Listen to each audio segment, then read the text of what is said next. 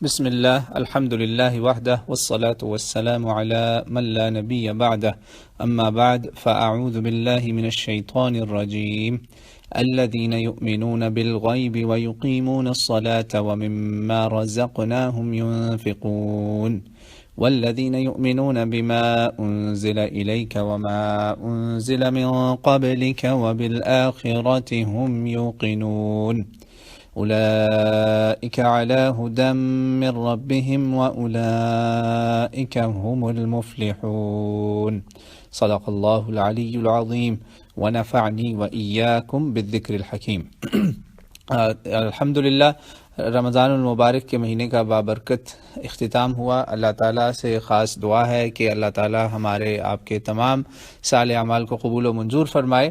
ہم نے رمضان المبارک میں سورہ بقرہ کی 185، 186، 187 ان آیات پہ ہم نے الحمدللہ غور و فکر کیا، سمجھا سنا، جہاں پہ رمضان، روزے، اس سے متعلقہ احکام، مسائل، ساری چیزیں ڈسکس ہو گئیں۔ الحمدللہ ان کو ہم نے سمجھا۔ اللہ تعالی ہمیں اس کے اوپر جو بھی ہم نے عمل کیا اس کو قبول فرمائے۔ آج ہم واپس آ رہے ہیں سورہ بقرہ کی طرف دوبارہ سے، جہاں ہم نے سلسلہ چھوڑا تھا رمضان المبارک کے بالکل آغاز میں۔ الذین یؤمنون بالغیب، یہاں سے بات شروع ہوئی۔ ہم نے پہلی آیتوں میں یہ دیکھا کہ سورہ فاتحہ میں اللہ تعالیٰ نے کہا کہ یہ ہمیں سکھایا کہ ہم نے اس سے دعائے ہدایت مانگی، ہم نے ہدایت مانگی اور بتایا کہ ہمیں کیسی ہدایت چاہیے اور کیسی ہدایت یا گمراہی نہیں چاہیے، تو اللہ نے اس کا ہمیں جواب دیا ہے فوراً سورہ بقرہ میں۔ اور یہاں ہمیں اللہ تعالیٰ نے پہلی دوسری آیت میں جب جواب دے دیا نا کہ یہ کتاب ہے ہدایت کس کے لیے؟ تقوی والوں کے لیے۔ اور وہ کون لوگ ہیں؟ آج جو آیات کی تلاوت ہوئی ہے وہاں وہ ان لوگوں کا ذکر ہے، ان کی خصوصیات کا ذکر ہے کہ وہ ہدایت والے وہ لوگ کون ہیں۔ آیت نمبر 3، 4 اور 5 میں یہی بات ہو رہی۔ اللہ تعالیٰ فرما رہے ہیں یہ وہ لوگ ہیں جو ایمان بن دیکھے اللہ تعالیٰ کی بتائی ہوئی ہر بات پر، اللہ کی ذات پر، اللہ تعالیٰ کی صفات پر اور اللہ کے فرشتوں پر، بہت ساری چیزوں پر، یہ بغیر دیکھے ان کو غیب کو اللہ کے جو ہے نا اس کو مانتے ہیں، یہ اس پہ ایمان رکھتے ہیں، یہ نمازیں قائم کرتے ہیں۔ یہاں قائم کرنے کا لفظ ہے۔ پھر یہ اللہ نے کہا میرا جو میں ان کو ہم نے رزق دیا ہے یہ اس کو خرچ کرتے ہیں، اور پھر یہ اس پر بھی ایمان رکھتے ہیں جو اس کلام سے پہلے آیا، جو تم پر آیا یا اس سے پہلے آیا، اس پر بھی یہ سب ایمان رکھتے ہیں، اور یہ آخرت کو بھی اس پر بھی ان کا کامل یقین ہے، ایمان رکھنے والے ہیں آخرت پر بھی۔ اور یہی ہیں وہ لوگ جن کو اللہ کی طرف سے ہدایت ہے، اپنے رب کی طرف سے یہ لوگ ہدایت کی طرف ہیں، اور یہی ہیں کامیاب لوگ۔ یعنی پتہ یہ چلا کہ اللہ تعالیٰ نے فلاح کا جو سٹینڈرڈ ہے نا وہ ایک بہت ہی بڑا سٹینڈرڈ مقرر کر دیا ہے۔ وہ اس دنیا میں زندہ رہنے کے لیے میں آپ رزق کی بڑی تگ و دو بڑی کوشش کرتے ہیں، مگر اللہ تعالیٰ نے کہہ دیا کہ ہدایت اور کامیابی جو ہے وہ ان لوگوں کے پاس ہے۔ اب یہ لوگ کون ہیں، ان کی خصوصیات جو آپ نے سن لی، تھوڑا سا اس پہ اب غور کرتے ہیں۔ جب اللہ تعالیٰ نے ان کی خصوصیات بتا دی نا تو اب ہمیں پتہ چل جانا چاہیے کہ ہم نے سب سے پہلا جو اس میں نقطہ جو ہے نا غور طلب وہ یہ ہے کہ ہم نے اپنے رب سے ہدایت مانگی، اور ہم ہر روز ہر نفل، فرض، سنت جب بھی نماز پڑھتے ہیں فاتحہ میں رب کو کہتے ہیں یا رب یا باری تعالیٰ ہمیں سیدھا راستے جو ہے نا اس پہ چلا، اس پہ جو ہم نے یہ کلمہ پڑھا، اسلام قبول کیا، اس کا جو سیدھا راستہ ہے ہمیں اس پہ چلتا رکھ، ہم چلتے رہیں، اسی پر قائم رہیں۔ اب وہ راستہ جو ہے ہم نے اس میں ڈیفائن بھی کیا، فاتحہ میں بتایا بھی کہ اللہ وہ لوگ جن پہ تیرے انعامات ہوئے وہ نہیں جو تیرے غضب کا شکار ہوئے، تیرے غصے کا شکار ہوئے، یا گمراہ کر دیے گئے یا گمراہ ہو گئے، وہ نہیں۔ تو اللہ تعالیٰ نے مجھے آپ کو فوراً اس کا فوراً جواب دے دیا۔ ساتھ ہی دیکھیں بقرہ ساتھ ہی شروع ہوئی اور کہا کہ یہ ہے وہ تمہیں ہدایت چاہیے تو یہاں ملے گی، اس کتاب میں ہے ہدایت، اور وہ ہدایت ہر ایک کے لیے نہیں ہے، تقوی والوں کو اللہ تعالیٰ ہدایت دے گا۔ تو اللہ کہتا ہے کہ اس پر آ جاؤ تم۔ اب میں تمہیں بتا دیتا ہوں کہ تمہیں کن چیزوں کی ضرورت ہے، بنیادی چیزیں جن پر تمہیں ایمان رکھنا ہے اور عمل کرنا ہے۔ یعنی کہ عمل ایمان اور عمل کی بیسک ویری ویری فنڈامنٹل جسے کہتے ہیں نا آپ کے بلیف اور فنڈامنٹل پریکٹسز اللہ تعالیٰ نے آپ کو بتا دی ہیں، اس کے بعد تفصیلات آگے آئیں گی، ٹھیک ہے؟ تو وہ فنڈامنٹل بلیفز جو ہے نا بیسک وہ 2-3 ہی ہیں، اور اس کے بعد پریکٹسز بھی 2-3 ہیں۔ آپ غور کیجئے، اللہ تعالیٰ نے کہا کہ پہلی بات کہ ان لوگوں کا ایمان ہونا چاہیے کس پر؟ ایمان کس پر ہے؟ غیب پر۔ یہ کچھ چیزیں جو اللہ تعالیٰ نے بتا دیں، ٹھیک ہے؟ ایمان جب غیب پہ ہو گیا نا تو اس غیب سے ہی حکم آنا ہے، وہ ایمان بالغیب کا حصہ ہے نا، اللہ پر ایمان، اللہ کے فرشتوں پر ایمان، اللہ تعالیٰ کی ہر چیز پر، ہر حکم آپ کو دیکھنے کی ضرورت ہی نہیں ہے کہ دکھاؤ بھی کہاں ہے اللہ بول رہا، میں تو اس کو دیکھوں گا جا کے۔ یہ ایمان کی پہلی شرط ہے کہ ایمان بالغیب ہے، ہم نے اس کو دیکھے بنا مانا، ٹھیک ہے؟ اس کی ہمیں نشانیاں ملیں گی، ہمیں اس کے ثبوت دیے جائیں گے، اس کے دلائل بھی دیے جائیں گے، قائل کرنے کے لیے ہمیں آسانیاں کی جائیں گی، لیکن کہیں پر یہ نہیں ہوگا کہ ہم کوئی ایسی فزیکل ڈیمانڈ کر بیٹھیں کہ نہیں جی میں نے تو جنت اپنی آنکھوں کے سامنے دیکھنی ہے تو میں نے پھر ماننا ہے، ورنہ میں نہیں ماننا۔ تو اس کو اللہ تعالیٰ نے پہلی بات ہی بتا دی کہ میں تمہیں ان چیزوں کی نشانیاں ضرور دوں گا، ان کے ثبوت ضرور دوں گا، مگر پھر بھی بہت ساری چیزیں ایسی ہیں جن کو تم اپنی آنکھ سے نہیں دیکھ سکو گے۔ یہ ہے جی ایمان بالغیب، کہ آنکھ آپ کی ظاہری آنکھ نہیں دیکھے گی، لیکن آپ کا دل جو ہے، آپ کے دل کی آنکھ دیکھے گی۔ دل کی آنکھ جو ہے بالکل ایسے جیسے اللہ کے نبی نے بتایا کہ اپنے رب کی عبادت ایسے کرو کہ جیسے تم اسے دیکھ رہے ہو۔ اب وہ آنکھوں سے تھوڑی دیکھنا ہے، وہ ہم نے دل سے دیکھنا ہے۔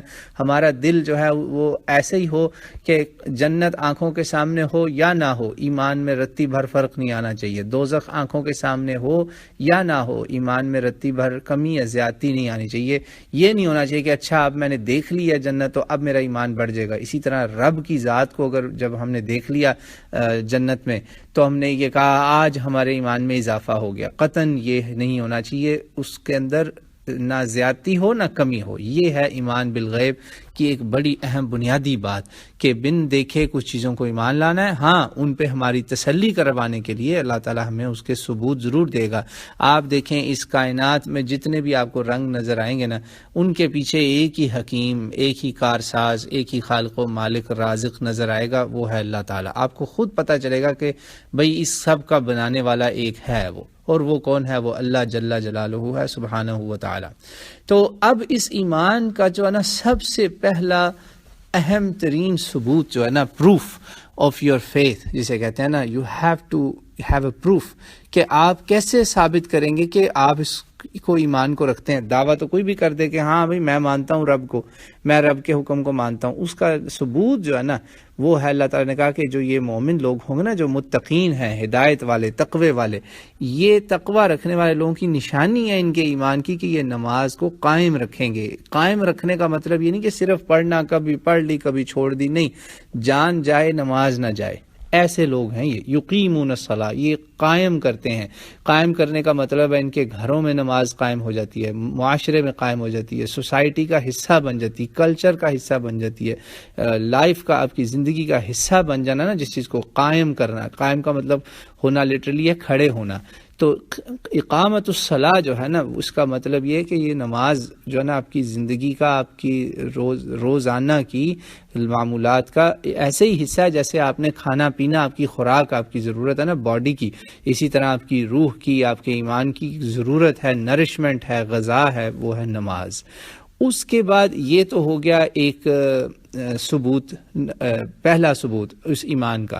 اس ایمان کا دوسرا بڑا ثبوت جو ہے نا، جو تقوی والوں کی بہت بڑی نشانی، وہ ہے صدقہ کرنا، خیرات کرنا، رب کی راہ میں خرچ کرنا۔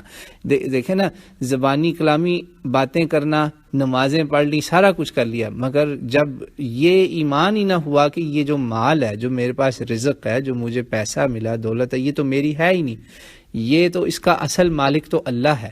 بتایا نا کہ ایمان کا ثبوت نماز اور صدقہ زکوٰۃ جو ہے نا اس کے ذریعے پیدا ہوگا۔ ایک آپ کا جسمانی اقرار ہے اور دوسرا مالی اقرار ہے، یعنی کہ you will admit the fact کہ یو بلیو ان اللہ سبحانہ وتعالیٰ وداؤٹ سینگ ہم، because you pray and you give صدقہ۔ دونوں کام کر کے آپ ثابت کریں گے اپنا، وہ کہتے ہیں نا put your money where your mouth is, کہ اپنے جو زبان سے نکلے الفاظ ہیں ان کا ثبوت آپ اللہ کی راہ میں خرچ کر کے دیں گے کہ واقعی یہ مال میرا نہیں ہے. مالی مالی بندہ کہتا ہے نا میرا مال میرا مال. اس کو ایک عالم دین نے بڑی پیاری بات کہی کسی بزرگ نے کہ مالی جو ہے نا میرا مال، اس کو تم ما اور لی سیپریٹ کر لو. عربی میں اس کا مطلب ہوتا ہے میرا نہیں ہے.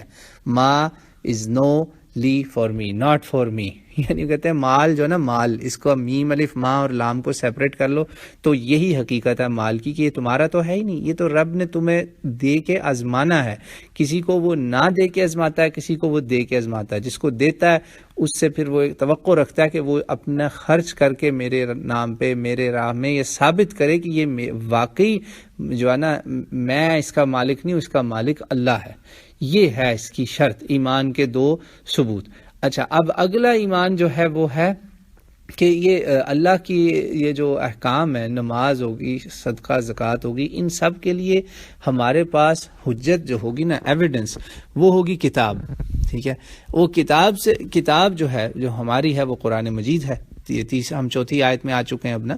تو وہ اللہ کہتا ہے کہ یہ اس پہ بھی کامل ایمان رکھتے ہیں، اور نہ صرف اس کتاب پہ یعنی قرآن مجید پہ جو تیرے پہ آیا ہے محمد صلی اللہ علیہ وسلم، یہ جو تیرے پہ آیا نا، چوتھی آیت کا ترجمہ ہے کہ یہ ایمان رکھتے ہیں، کامل ان کا یقین ہے، اعتماد ہے کہ یہ جو تجھ پہ اترا ہے یہ بھی اللہ کی طرف سے آیا ہے، یہ بھی اسی غیب کا حصہ ہے. تو یہ اس میں اللہ کے نبی پہ ایمان بھی ساتھ ہی آ جاتا ہے اس میں، کہ ظاہری بات ہے کتاب اللہ کی آپ کو پیش کون کر رہا ہے؟ اللہ کا نبی، اللہ کا بھیجا ہوا نمائندہ رسول.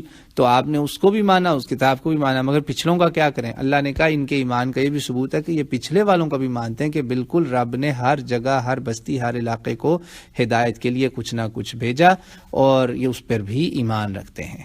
ٹھیک ہے، ان ساری چیزوں کا جو ہے نا ایمان، چاہے غیب میں ہے، نماز پڑھ کے دکھانا اس کا ثبوت پریکٹیکل، یا صدقہ کرنا، کتابوں پہ ایمان، رسولوں پہ ایمان، ان سب کا جو ہے نا ایک آخری جسے کہتے ہیں نا وہ جسٹ، ان سب چیزوں کی، ہر ایمان اور عمل کا سب سے بڑا ایک جو ہے نا وہ جسے کہتے ہیں کہ ثبوت، وہ ہے آخرت پہ ایمان، آخرت پہ کامل یقین.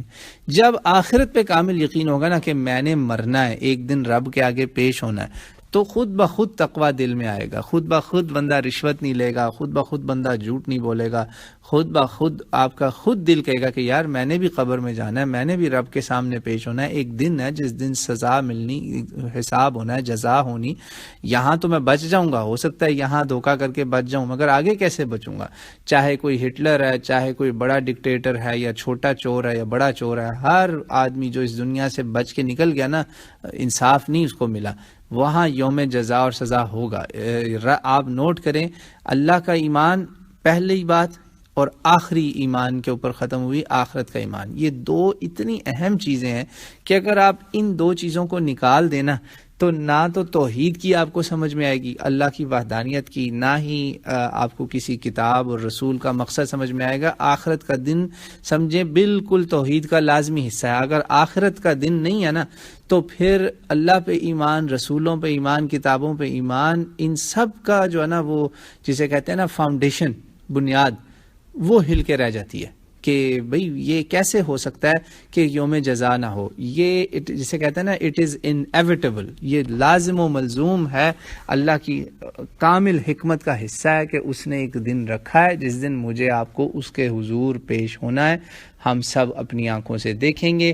وہ جس پر غیب تھا نا، غیب کا ایمان، وہ سارا غیب مکمل ہوگا آخرت والے دن. یعنی کہ یہ نہیں کہ ہمیشہ ہی غیب رہے گا اور آپ نے وداؤٹ سینگ بلیونگ والا اس حال ہوگا. نہیں، مکمل یقین رکھیں کہ آپ کو یہ سارے راز رب کی ذات آپ پہ کھولے گی. اچھائی برائی سب، دودھ کا دودھ پانی کا پانی ہونا ہے اس یوم آخرت پہ. یہ آپ نوٹ کر لیں ان آیتوں میں کہ تقوی کی دو سب سے بڑی نشانیاں، ایک پہلی اور لاسٹ. اس لاسٹ میں سب سے اہم چیز ہوتی ہے اور آغاز میں سب سے اہم چیز ہوتی ہے. آپ دیکھ لیں، اللہ پہ ایمان بالغیب، ان سین belief in Allah without seeing him, اور یوم آخرت کا ایمان. یہ ان دو کے بیچ میں ہے سارا کچھ. انہی دو کے بیچ میں کتابیں بھی ہیں، رسول بھی ہیں، نمازیں بھی ہیں، زکاتیں، صدقات، سب اس کے بیچ میں. وہ اس دنیا میں آخرت کے ساتھ جڑی ہوئی دو چیزیں ہیں جو سب سے اہم ہیں، جو سب سے ضروری ہیں. وہ ہے اللہ پہ ایمان اور آخرت پہ ایمان. یہ دو چیزیں اگر صحیح ہوئی نا تو سب کچھ خود بخود ٹھیک ہو جائے گا. خود بخود آدمی کا دل کرے گا کہ میں بستر سے فوراً اٹھوں، میں نماز پڑھوں. اگر میں مر گیا تو پھر میں اس نماز کا بھی مجھے حساب دینا پڑے گا کہ رب کہے گا میرے بندے میں نے تجھے آوازیں دے رہا تھا کہ آ جاؤ نماز کی طرف، آ جاؤ حی علی الصلاۃ، آ جاؤ کامیابی کی طرف آ جاؤ، تم نہیں آئے. تم نے اس کا مطلب ہے میری ناقدری کی. تمہارا باپ اگر تمہیں بلاتا، تمہارا باس تمہیں بلاتا تو تم بھاگے ہوئے جاتے، مگر میرے لیے تم نے کہا خیر ہے کوئی بات نہیں، تو تم نے پھر میرے پہ ایمان تو نہ لائے. اس لیے آپ نوٹ کریں کہ یہ یوم جزا، یوم سزا، یوم آخرت آخر میں اللہ نے رکھا ہے کہ یاد رکھنا ان سب چیزوں کا حساب ایک دن میں نے لینا تم سے. یہ نہ سمجھنا کہ نماز، روزہ، زکوٰۃ، صدقہ ان سب سے تم جو ہے بچ کے نکل جاؤ گے تو کوئی بات نہیں، خیر ہے، یا چوری دھوکہ وہ کر کے، وہ تو کافروں کا معاملہ ہی ہو رہا ہے نا. مگر کوئی مسلمان بھی ایسے غلط کرے، سب کو اللہ نے آخر میں کہہ دیا کہ کامل یقین رکھو آخرت پہ کہ میرے پاس تمہیں پیشی ہونی ہے، کورٹ ہیئرنگ ہونی ہے، سماعت ہونی ہے، فیصلے ہونے ہیں. تو یاد رکھنا ہے سب کو. تو اسی لیے آخر میں کہا اللہ نے کہا جن کا ان چیزوں پہ ایمان اور عمل، یہ دونوں چیزیں ہیں، فیتھ اینڈ ایکشن، وہ ہدایت پائیں گے ہی پائیں گے. وہی تقوی والے ہیں، وہی کامیاب ہونے والے ہیں. اللہ تعالیٰ سے خاص دعا ہے ان 3 آیتوں کی روشنی میں کہ ہمیں ان 3 آیتوں کو اپنی زندگی کا کامل حصہ بنانے، ان پہ ایمان رکھنے اور ان پہ عمل کرنے کی توفیق عطا فرمائے. واللہ اعلم.